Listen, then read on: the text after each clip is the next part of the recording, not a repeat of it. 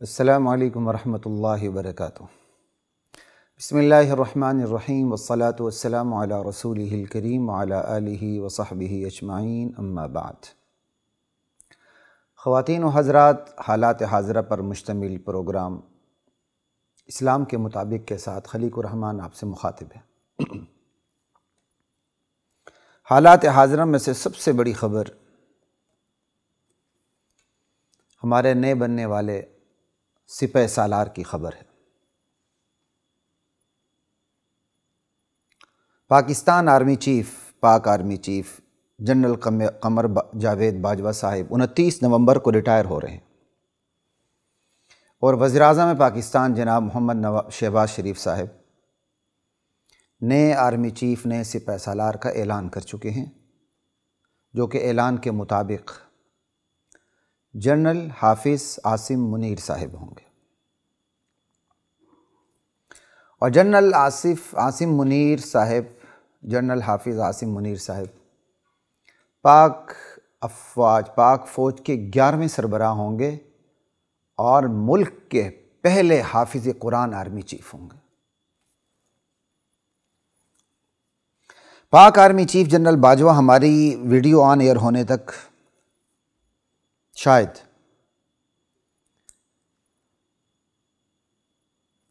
نئی ذمہ داریاں جنرل عاصم منیر کے حوالے کر چکے ہوں گے، یا اس سے پہلے ہی ہماری ویڈیو آن ایئر ہو چکی ہوگی۔ اچھی روایت یہ ہے کہ سینئر ترین جرنیل کو سپہ سالاری سپرد کر دی گئی، اور نیک شگون یہ ہے کہ ہمارے آئندہ ہونے والے آرمی چیف الحمدللہ حافظ قرآن ہیں۔ جنرل حافظ عاصم منیر صاحب کے آتے ہی میں نے یہ ان کے آنے سے پہلے، جب تقریباً خبر پکی ہو چکی تھی کہ وہی جنرل بن رہے ہیں، تو میں نے کہا تھا یہ اچھی روایت قائم ہونے جا رہی۔ تو بعض ساتھیوں نے کامنٹ بھی دیے کہ اچھی روایت کیا ہے۔ تو سینئر ترین جرنیل کا آرمی چیف بننا بہرحال ایک بہت اچھی روایت ہے، اور صرف اچھی روایت نہیں، نیک شگون بھی ہے کہ ایک حافظ قرآن ہماری بری فوج کے سربراہ بن رہے ہیں۔ بہت بڑا نیک شگون ہے۔ راولپنڈی کے ایک حفظ کے مدرسے کے فارغ التحصیل ہمارے ہونے والے آرمی چیف ہیں انشاءاللہ۔ مستقبل کے حالات تو اللہ کے علم میں ہیں، بہرحال دینی طبقات کو اس حوالے سے پرجوش طریقے سے خیر مقدم کرنے کی ضرورت ہے، اور ایک حافظ قرآن کے آرمی چیف بننے سے اور بنانے سے، کیونکہ ہمارے حالات ایسے ہوتے ہیں کہ یہاں میرٹ پر جو شخص آئے اس کا میرٹ پر بننا اور اپنے منصب پر قائم رہنا، یہ بھی بہت بڑی بات ہے، یہ کرامت ہوتی ہے۔ اس لیے میں نے بنانے کی بات بھی کی۔ پاک افواج جنرل حافظ عاصم منیر کے سپہ سالار بننے اور ان کو بنانے سے ایک اس حقیقت کا بھی ادراک ہوا کہ پاک فوج میں، خصوصاً بری فوج میں، دینی رجحانات پاکستان کے کسی بھی دنیاوی ادارے سے کم نہیں ہیں الحمدللہ۔ یہ میں اسپیشلی ان لوگوں سے کہنا چاہ رہا ہوں جو سوشل میڈیا کے پروپیگنڈے سے متاثر ہو کے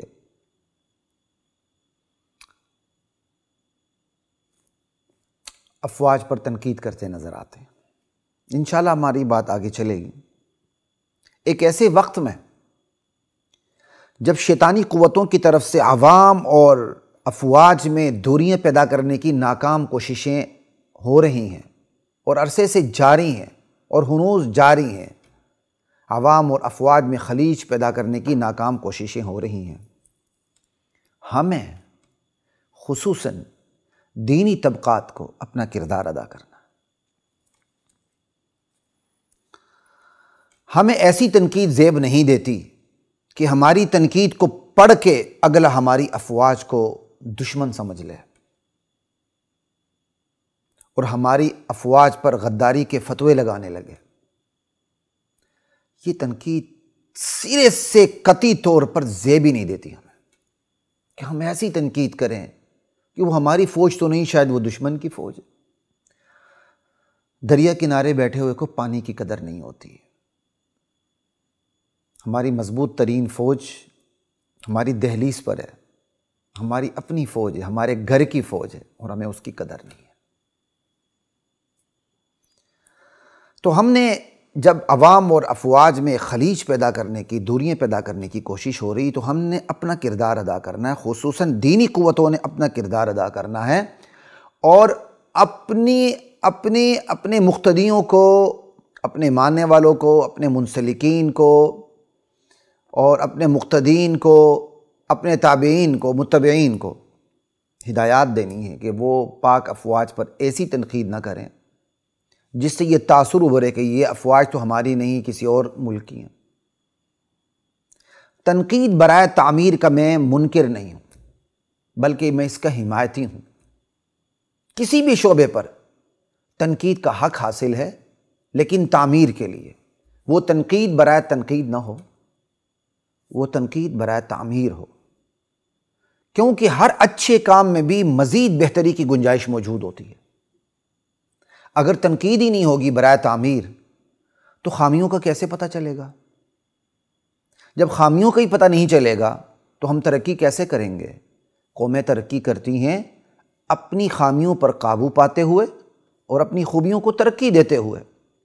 قومیں ترقی کرتی ہیں گزر جانے والے اپنے رہنماؤں کی خوبیوں کو اپناتے ہوئے، اور ان سے کہیں کوئی ایسی غلطی ہوئی ہے، خطا ہوئی ہے، ان کی نیت پر حملہ کرنے کی بجائے ان کی خامیوں کو کیا کہتے ہیں چھوڑتے ہوئے ان کی خوبیوں کو اپناتے ہوئے آگے بڑھیں تو پھر قومیں ترقی کرتی ہیں۔ ایسی قومیں زندہ قومیں کہلاتی ہیں۔ وہ قومیں ناشکر قومیں کہلاتی ہیں جو اپنے بڑوں کی خوبیوں کو، احسانات کو فراموش کر دیتی ہیں اور صرف ان کی خامیوں کو یاد رکھتی ہیں۔ وہ ناشکر قوم کہلاتی ہیں، اور ناشکر فرد ہو یا معاشرہ، اللہ کے ہاں اس کے لیے کوئی جگہ نہیں ہوتی۔ اور اسی طرح وہ قومیں مردہ قومیں کہلاتی ہیں، مردہ مزاج قومیں کہلاتی ہیں، جو اپنے بڑوں کی خوبیوں اور خامیوں کو ایک ہی سطح پر رکھ کر سب کچھ ہضم کرتی ہیں، انہیں معصوم سمجھتی ہیں، ان کی خامی کو بھی خوبی کے درجے پر رکھ کر دفاع کرتی ہیں ان کی خامیوں کی۔ ایسی قومیں مردہ قومیں کہلاتی ہیں۔ زندہ قومیں وہ ہوتی ہیں خواتین و حضرات جو اپنے بڑوں کی خوبیوں کو اپناتی ہیں، خامیوں کو نظر انداز کرتی ہیں، پیچھے کرتی ہیں اگر نظر انداز کرنے والی ہوں، وگرنہ ان خامیوں پر پکڑ بھی کرتی ہیں، گرفت بھی کرتی ہیں۔ بہرحال خامیوں کو پر قابو پانا، اپنی خامیوں پر بھی قابو پانا، اور اپنے بڑوں کی خامیوں کو چھوڑ دینا، اپنی خوبیوں کو بڑھانا اور اپنے بڑوں کی خوبیوں کو اپناتے ہوئے آگے بڑھنا، یہی زندہ قوموں کا مزاج ہوتا ہے۔ اور دنیا میں ایسی ہی قومیں رول کیا کرتی ہیں اور ایسی ہی اقوام کو غلبہ نصیب ہوا کرتا ہے۔ تو تنقید برائے تعمیر بری چیز نہیں ہے، اچھی چیز ہے، کیونکہ کوئی معصوم نہیں ہوتا، اور پھر ہر چیز میں بہتری کی گنجائش موجود ہوتی ہے۔ لیکن تنقید کرتے ہوئے الفاظ کا چناؤ درست ہونا چاہیے۔ ہماری نیت کتنی ہی ٹھیک کیوں نہ ہو، اور پھر تنقید برائے تعمیر ہی کیوں نہ ہو، لیکن اگر ہمارے الفاظ کا چناؤ درست نہیں ہے تو ہماری نیک نیتی کسی کام کی نہیں، وہ نیک نیتی بدنیتی سے بڑھ جائے گی۔ اور اگر تنقید برائے تعمیر بھی ہے، تنقید برائے تنقید نہیں، لیکن الفاظ کا چناؤ درست نہیں، تو وہ تنقید برائے تعمیر کے درجے پہ آ جائے گی، اس کا کوئی فائدہ نہیں ہوگا۔ نیت درست رکھتے ہوئے، تنقید برائے تعمیر کرتے ہوئے، پھر الفاظ کا چناؤ بھی درست رکھتے ہوئے جب آپ بات کریں گے تو پھر ریاستی طاقتور ادارے آپ کی تنقید کو بھی اپریشیٹ کریں گے، اور کرنا چاہیے۔ لا الہ الا اللہ۔ اور پھر جنرل ضیاء شہید اور جنرل عاصم منیر جیسے دینداروں کے لیے خصوصی دعا کرنی چاہیے ہمیں کہ اللہ تعالیٰ ایسے جرنیلوں سے نہ صرف جغرافیائی سرحدات کی حفاظت کا کام لے، بلکہ ایسے جرنیلوں سے اللہ تعالیٰ نظریاتی سرحدات کی حفاظت کا کام بھی اللہ لے۔ اور پھر ضرورت اس بات کی ہے کہ جنرل حافظ عاصم منیر جیسوں کو قوم کے مستقبل کے سامنے، قوم کے بچوں کے سامنے رول ماڈل بنا کے پیش کرنا چاہیے کہ دیکھیں جی، اپنی محنت سے اوپر آنے والے لوگ ایسے ہوا کرتے ہیں، نہ کہ ہمارے بچوں کے سامنے ان لوگوں کو رول ماڈل بنا کے پیش کیا جائے جو اسکول میں بستہ چھوڑ کے گراؤنڈ میں کھیلنے چلے گئے، پڑھائی چھوڑ کے سٹار بن گئے، ماشاءاللہ پڑھائی چھوڑ کے سٹار بن گئے۔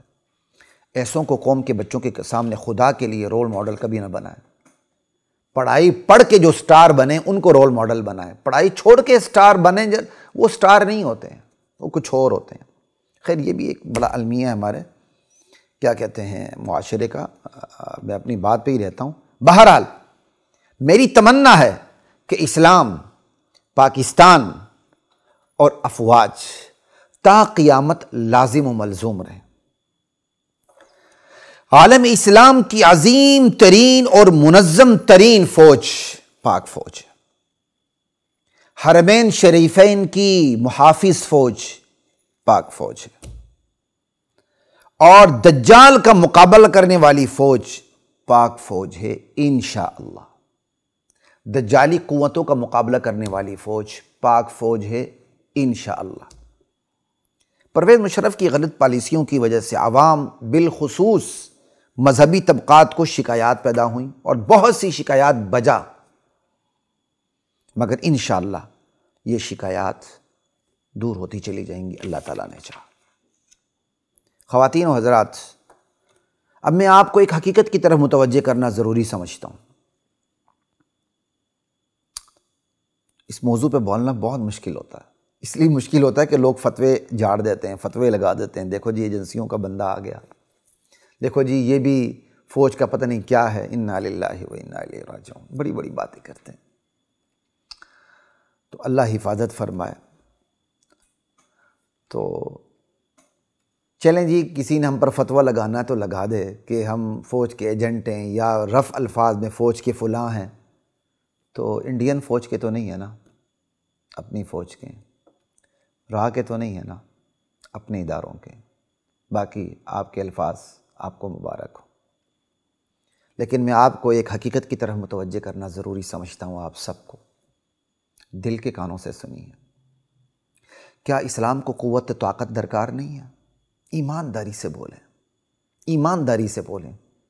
اگر اسلام کو قوت و طاقت درکار نہ ہوتی، نبی علیہ السلام پر جہاد فرض نہ ہوتا، نبی علیہ السلام تلوار نہ اٹھاتے، صحابہ اپنے بچوں کو یتیم نہ کرتے، صحابہ اپنی بیویوں کو بیوہ نہ کرتے، محض دعوت و تبلیغ سے سب کچھ ہونا ہوتا اور تلوار اٹھانی نہ پڑتی، تو یہ کام سب سے پہلے میرے نبی کریم صلی اللہ علیہ وسلم سر انجام دیتے۔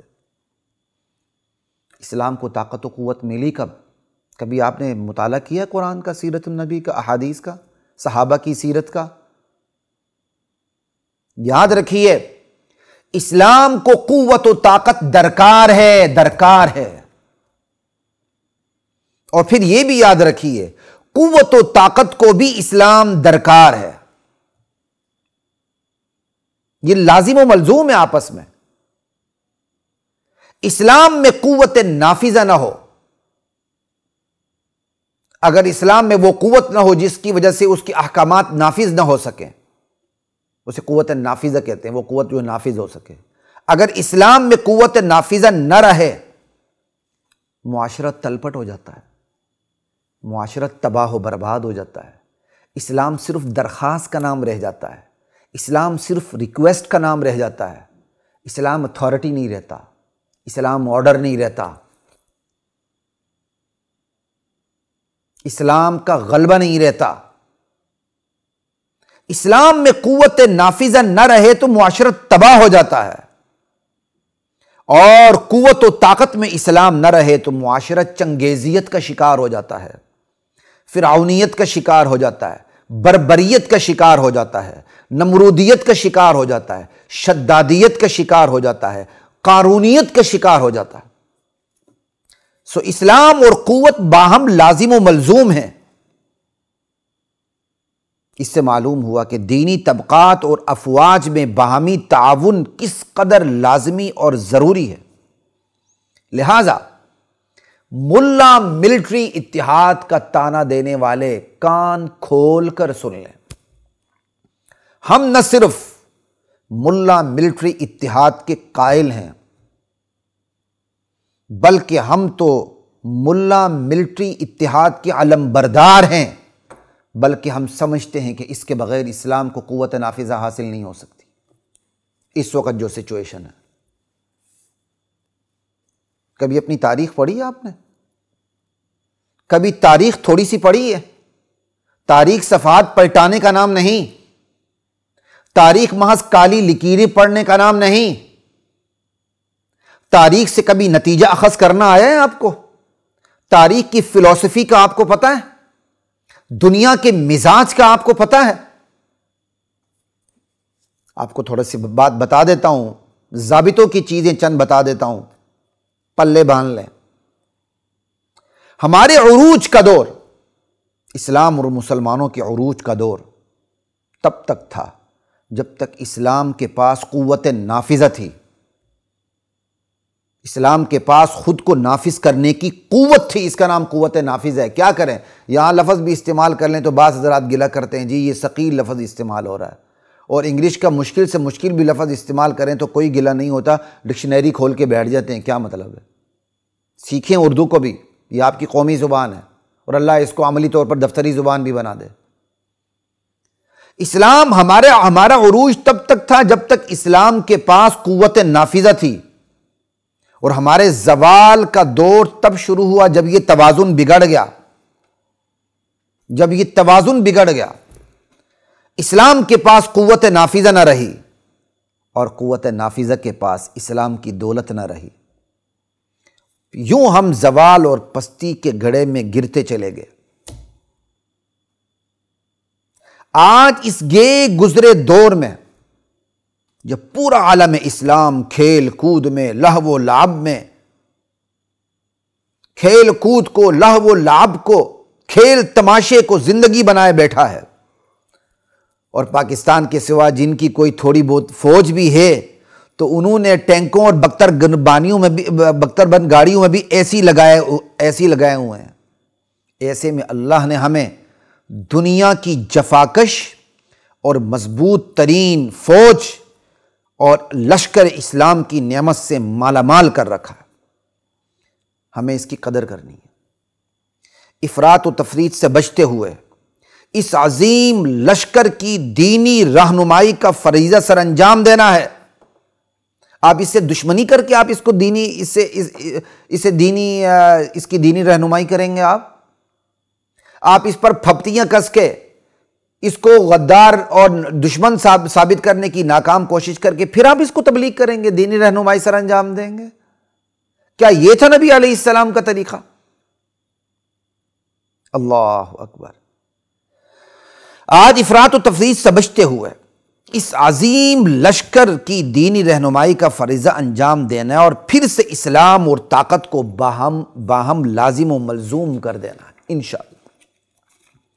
جس نے یہ کام کر دیا، جس نے اس کام میں اپنا کردار ادا کیا، اس نے اسلام کی اٹھان میں، اسلام کی نشأت ثانیہ میں اپنی نمائندگی کا حق ادا کر دیا۔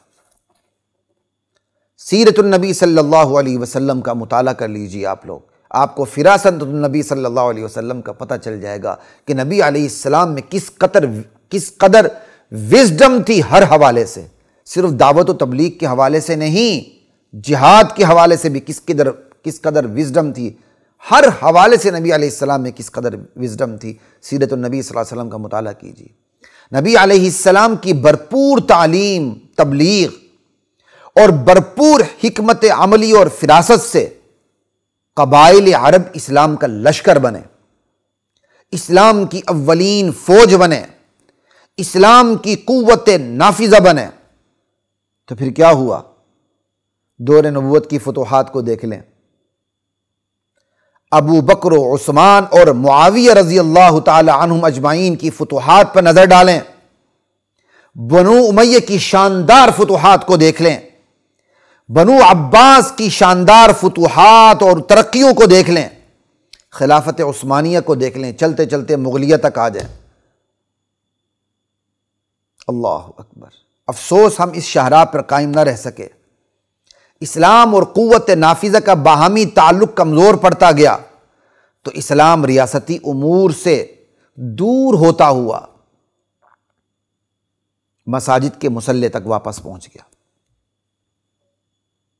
آج ہم نے اسی کھوئے ہوئے دور کو واپس لانا ہے، اپنے اس عظیم لشکر کی رہنمائی کرنی ہے، افواج پاکستان کی دینی رہنمائی کرنی ہے،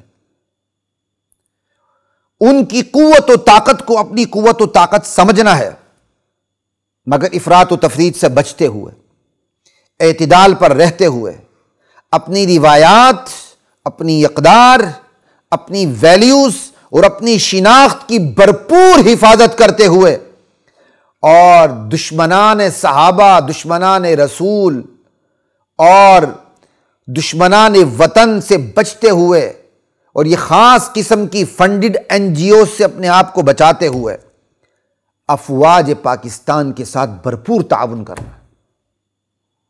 آج بھی ہو جو ابراہیم کا ایمان پیدا، آگ کر سکتی ہے انداز گلستاں پیدا۔ افواج کی حمایت یہ خوشامد نہیں ہے۔ آپ اپنے گھر کے کسی فرد کی حمایت کرتے ہیں تو اس کو خوشامد کہا جاتا ہے یا اس کو حقیقت کہا جاتا ہے؟ افواج پاکستان کی حمایت خوشامد نہیں ہے، یہ حقیقت پسندی ہے، یہ فراست النبی صلی اللہ علیہ وسلم ہے۔ ہم پھر سے اسلام اور اس کی قوت نافذہ کو ایک کر دینا چاہتے ہیں، ہم پھر سے اسلام اور قوت و طاقت کو باہمی لازم و ملزوم کر دینا چاہتے ہیں۔ افواج کی حمایت خوشامد نہیں بلکہ تعمیر نو کی طرف بڑھتا ہوا قدم ہے۔ ہمیں کوئی تانا نہ دے کہ ہم فلاں کے ایجنٹ ہیں، جس نے جو تانا دینا ہے دیتا پھرے، ہمیں اس کی کوئی پرواہ نہیں۔ ہم الحمدللہ نظریاتی قوت میں خود کفیل ہیں، پورے عالم میں ہمارے عالم ہیں، ہم نظریاتی قوت میں اتنے خود کفیل ہیں، پہلے دن سے ہم نظریاتی قوت میں اتنے خود کفیل ہیں، پورے عالم میں ہمارے مدارس کے عالم ہیں، علماء ہیں۔ ہم مادی طاقت میں بھی الحمدللہ، فوجی طاقت میں بھی الحمدللہ خود کفالتی کے کٹھن مراحل طے کر چکے ہیں، اور ہمارا یہ سفر جاری ہے اور جاری رہے گا انشاءاللہ۔ یہ دونوں سفر کہ نظریاتی طاقت میں خود کفیل ہے اور مادی طاقت کے خود کفالتی کے بہت سے کٹھن مراحل ہم طے کر چکے ہیں، یہ سفر تا قیامت جاری رہے گا انشاءاللہ۔ اللہ اکبر! ہماری بری افواج ہوں، ہماری بحری افواج ہوں، ہماری ہوائی افواج ہوں، ہمیں فخر ہے کہ الحمدللہ وہ خود کفالتی کے راستے پر گامزن ہے۔ مانگ تانگ کے اب اپنا دفاع نہیں ہوگا انشاءاللہ۔ لا الہ الا اللہ۔ باہر کیف ہم پاکستان کے 11ویں مگر پہلے حافظ قرآن آرمی چیف کو مبارکباد پیش کرتے ہیں، ان سے امید کرتے ہیں، بلکہ ہم ان سے یہ ارمان وابستہ کر چکے ہیں کہ وہ افواج کے ماتھے پر لکھے ہوئے ماٹو ایمان، تقوی، جہاد فی سبیل اللہ کے بھرپور فروغ کے لیے اپنا بھرپور کردار ادا کریں گے انشاءاللہ۔ جنرل حافظ عاصم منیر صاحب، آپ کو مبارک ہو۔ اللہ ہمارا، آپ کا، ہم سب کا حامی و ناصر ہو۔ اسلام زندہ باد، پاکستان پائندہ باد۔ السلام علیکم ورحمۃ اللہ وبرکاتہ۔